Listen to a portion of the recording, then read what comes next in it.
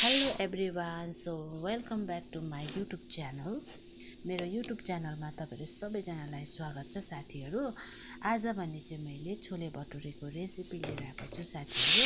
यो चाहिँ मैले मैदाको हैन आटाको बनाएको छु। आटामा मैले कम्ती मात्रामा नुन एड गरे, दहीलाई एड गरे, एउटा अण्डालाई एड गरे।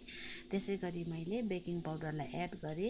मनतातो पानीमा मैले चाहिँ मुछेर डो बनाएर रेडी गरे। यहाँनिर छोला पाकिसकेको छ काबुली चनाको साथीहरु।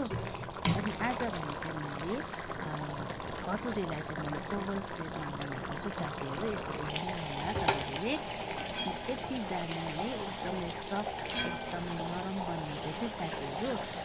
यसरी बनाउन सके सो तपाईहरु पनि यसरी नै बनाउन सक्नुहुनेछ साथीहरु।